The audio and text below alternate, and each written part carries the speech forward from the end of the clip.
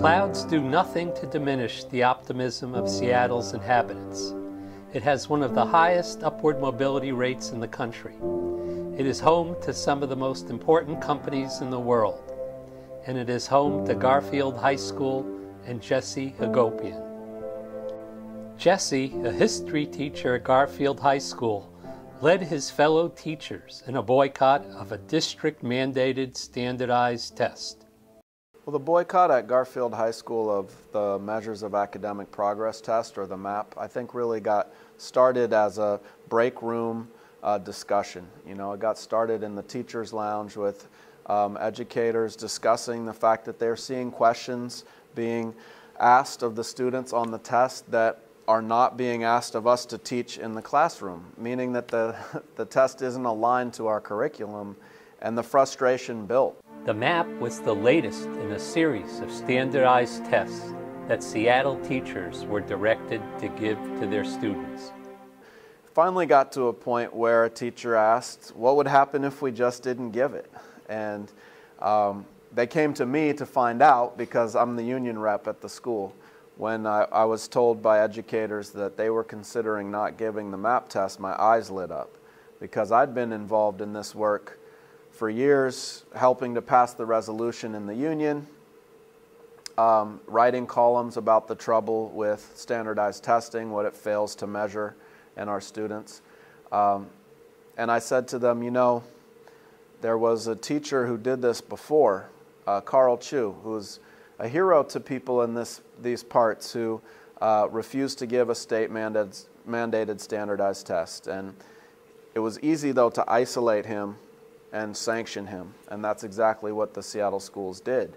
So I said, if we're going to do this, we really got to have everyone together, and they were like, that's exactly what we were thinking. And so it all came together. We started holding meetings at Garfield, small meetings of the different teachers who'd be impacted, and once we realized that everybody was on board of the teachers who were in the tested subjects, we said, well, we're going to make this even bigger. This is going to be an entire Garfield statement. So at a staff meeting, when it was done, we held a meeting just about the MAP test, and we went through the pros and cons of refusing to give it. And, you know, teachers raised legitimate concerns. What would happen to my job if I refuse a direct order to give this test? And I said, it can be labeled insubordination, and we have a progressive discipline policy that the district could follow, and there could be severe consequences. And one teacher stood up and she said, this test is labeling my kids and me a failure, and I'd rather be reprimanded for standing up for what I believe in than just sitting back and having the system run over me. And she carried the room. It was an electrifying moment. Everybody knew she was right. And so it was a unanimous vote in support of the MAP test boycott. It was a watershed moment for a high school known for educating the whole student. The vote led to an outdoor rally for the boycott, which caught the attention of the local and national media. Many of the people that you see standing with me today are just some of the teachers who have decided to take a really strong stand against what we all know is an unnecessary expense and a drain on our very few and precious resources. More importantly, however, our students are not benefiting from this test. In fact, it's hurting many of our students in our most fragile populations, as well as those kids who need more class time, not less class time. We have a different destination here. Teachers at Garfield, teachers at Orca, teachers at Ballard, Teachers at Chief South and schools across Seattle have a different destination for their kids, and that destination is not on the map. Our destination is a destination of creativity. Our destination is a destination of critical thinking. We want to teach our kids to solve real problems that they see in the community, and our stand against this map test is teaching them that. Key aspects of Jesse's leadership style are inclusiveness and an unconditional, positive regard for his colleagues. You know, no struggle's easy, and there's a lot of obstacles in trying to build a united movement of all teachers out of school around a cause. You know, the district came in and threatened us with 10-day suspension without pay, and we had to take concerns seriously. You know, teachers all came to the position that we were willing to take that suspension without pay, but not without debate and discussion and weighing the pros and cons. We had to not ostracize anybody who felt they couldn't take that punishment. We had to say, you know, if anybody feels that that is too high a price to pay, that is a personal decision. And if you decide that you're going to give the map test at Garfield, there will be no judgment at all. And we had to create a safe space where people really believed that they wouldn't be judged before we could have an honest dialogue. And I think that hearing that message let teachers know that they would be respected regardless of their choice. And then I think it actually, in the end, helped all teachers come to say, we want to continue to be united as one with one voice against the map test. What we've asked for is very reasonable. What we've asked for repeatedly, and before we took this stand as a school, is to talk about our concerns, to be heard on what some of the negatives are around this test. And we were told no. Instead, what we got today is a strong mandate from the district that says, you will give this test, or else. I am deeply saddened, and I really hope we can work in dialogue with Superintendent Bond, and that we can sit down without the threats, without the harassment of saying that our jobs are on the line or there'll be 10 days without pay, and that we can sit down and figure out what is good assessment for students and what will work for teachers. Instead of splintering the group, the threats and the attendant stress strengthened the bonds among the teachers. Another challenge was the district came in and said, we're going to enforce this test anyway. If teachers won't administer it, then we are going to mandate that the administration give the test. And that was a clear divide and conquer tactic. They would love to see the teachers turn on the administration in this building and have us fight it out. And have that be the story instead of the map test. We didn't fall for that. And the reason we didn't fall for that is because we respect the administration here. You know, they've been working with us over the years to improve education here at Garfield, and we have a relationship with them that couldn't be broken by these district ploys. And so we very clearly made the message that this is the district's problem. They need to respect the will of the educators at Garfield High School, not just the teachers here. The parents voted unanimously to support the map test boycott, the PTSA board. The student body government voted unanimously to oppose the map test. The teachers voted unanimously. So the entire educational community of Garfield High School has spoken with one voice against this test, but the district's going to try to come in, pressure administrators to give a test that everybody knows Garfield doesn't want. We think that the tests are a distraction at the school. It's not that we don't favor tests, we do, but we think we have a lot of them now. If the tests are given, we are suggesting to parents that they consider opting out of the tests for their kids. The parents and the students really rose to the challenge. The parents began opting their students out en masse. Of the 400 freshmen here at Garfield, 300 had opt-out letters that first week. And of the 100 left, some of them just pressed a button to get to the end of this computerized test within seconds, invalidating the scores. So there's very few students that actually took this test, and it's because the parents and the students joined the teachers in this movement. And so those were real tests. If we had not been able to forge bonds with the parents and the students, we would never have had the success we had in this movement. I mean, I teach my kids about the Seneca Falls Convention in 1848, when women got together and said, how can they call this a democracy and yet we don't have the right to vote? And then I teach my kids about the abolitionist movement and a runaway slave named Frederick Douglass, who was whipped, right, till he cried and still refused his master's order, ran away, taught himself to read, and spoke out against slavery. I teach my kids about the civil rights movement and about people who were risking their lives knowing that the Klan could come burn their house down if they went on this march. And so I think if I'm going to teach my kids these stories from the past that I believe in, that I can take this little step here of opposing the MAP test. Yes, we were threatened with 10 days suspension without pay.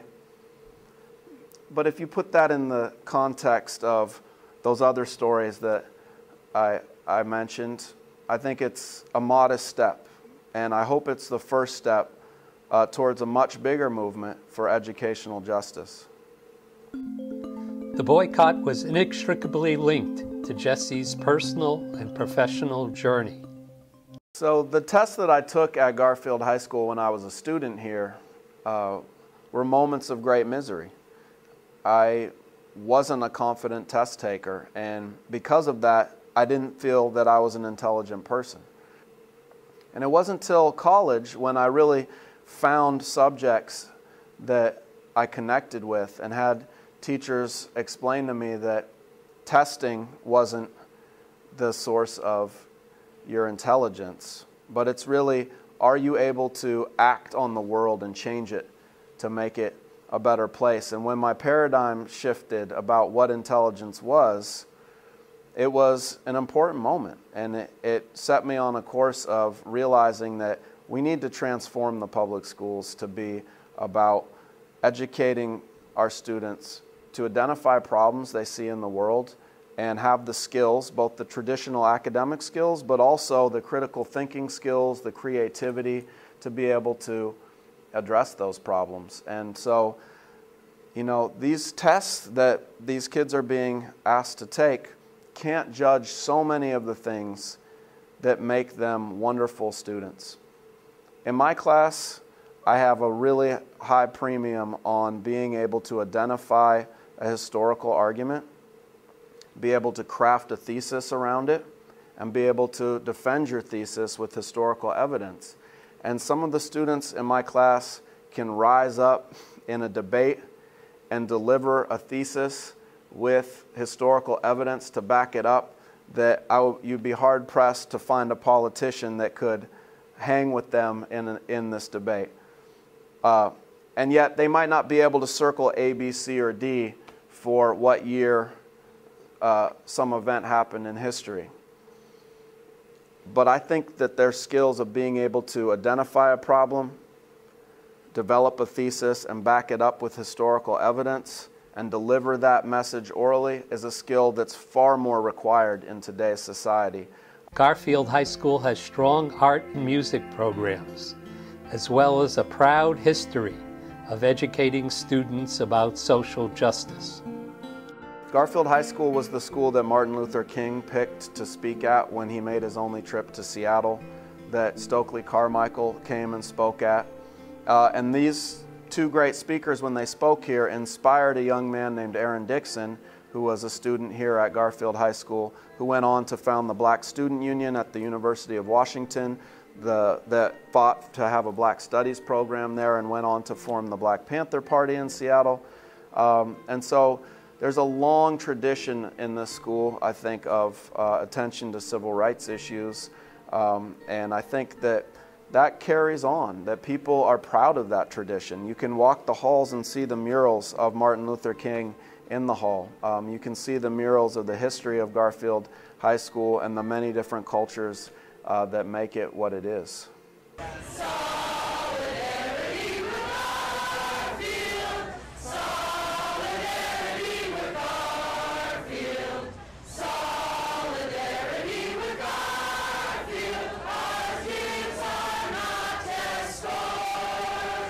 This movement is about creating more opportunities for my students, and this movement is about empowering educators to have a voice in our own education system. And I think that that's a breath of fresh air for a lot of teachers today.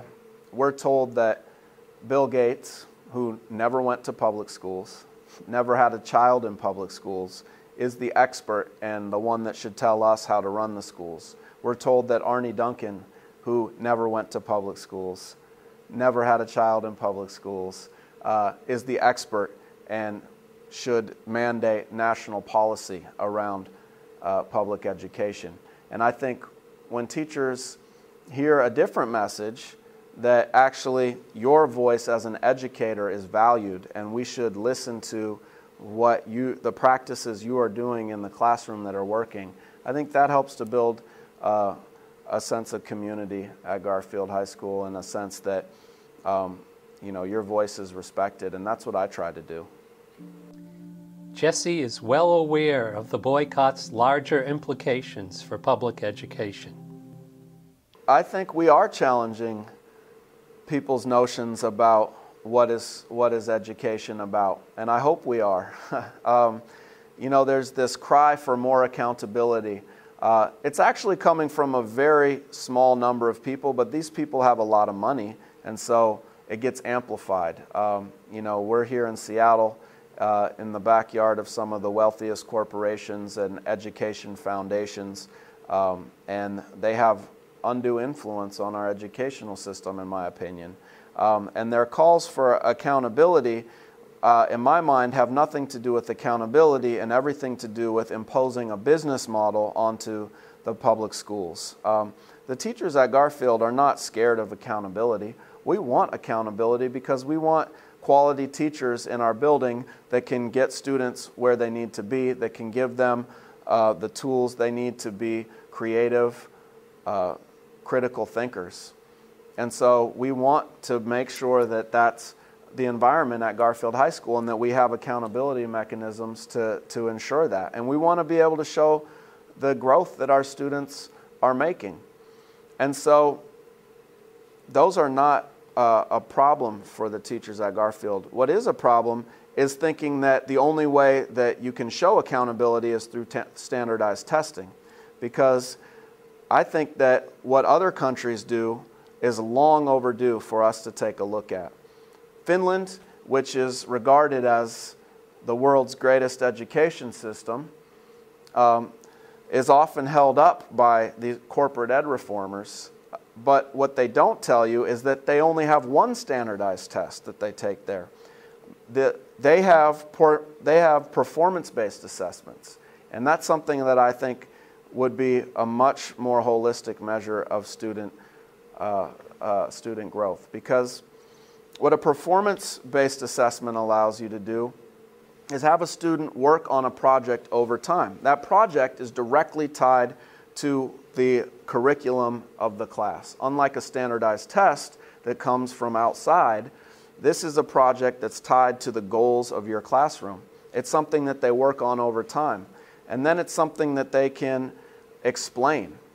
And with the standardized test, you never get to hear the thought process of a student of how they came to that answer. You just get the one bubbled in answer. In Seattle, the MAP test is not working for students.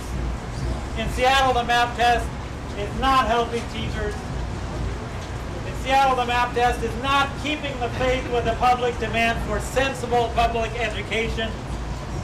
Why are we beholden to a process simply because it is the process?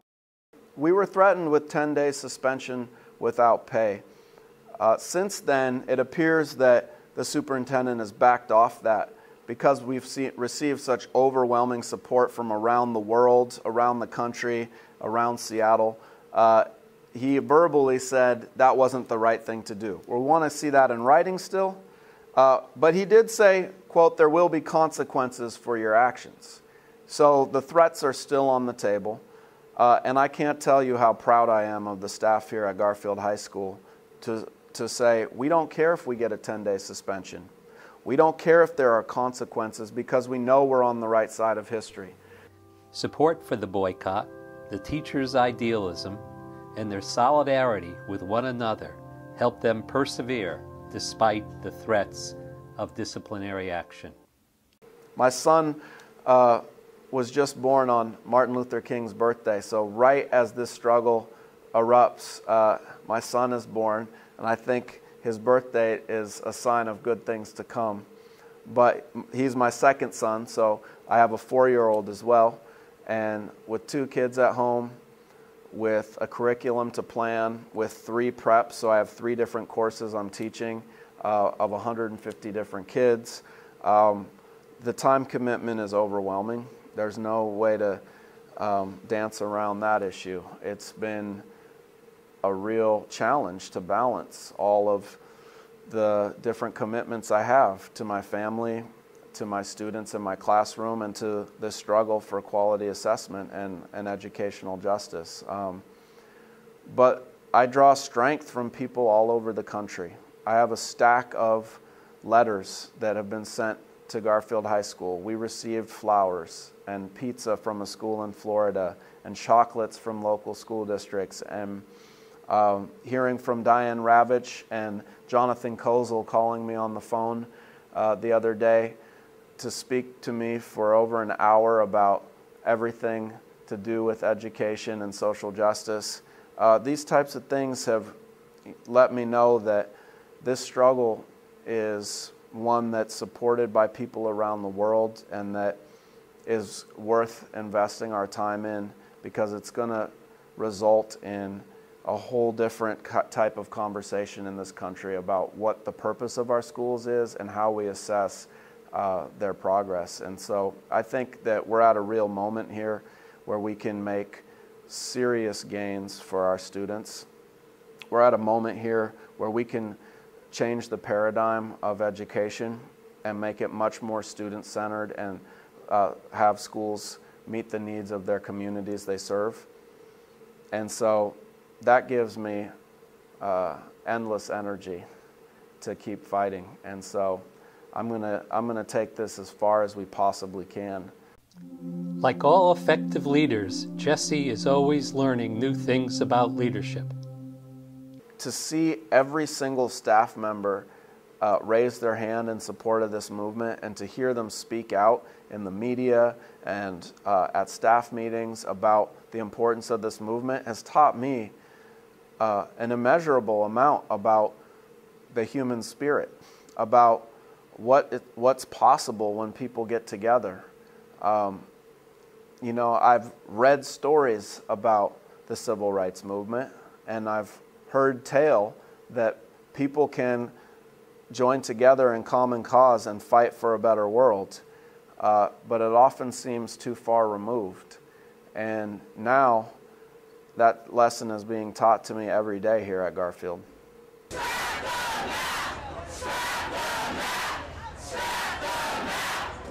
We've already won a lot in this struggle. We've won the solidarity of people around the world. We have shown that you can stand for what you believe in, regardless of the consequences.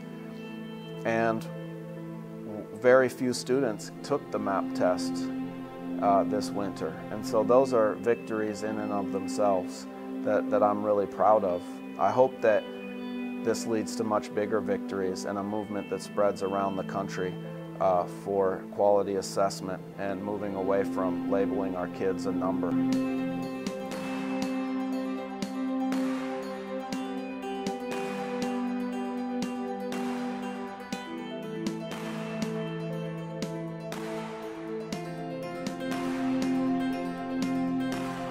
The Seattle boycott was followed by protests in several other states.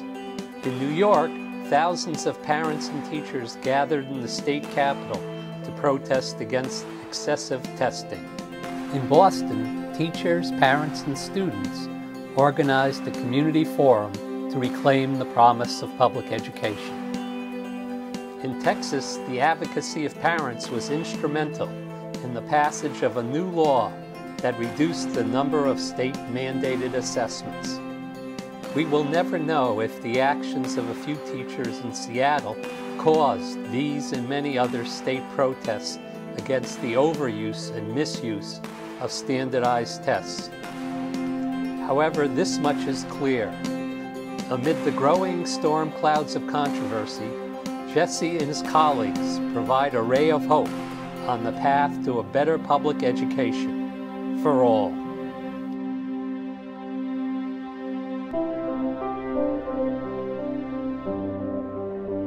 Seattle teachers' strike had a huge impact across the nation in building resistance to the deluge of standardized testing that's really drowning our children's education.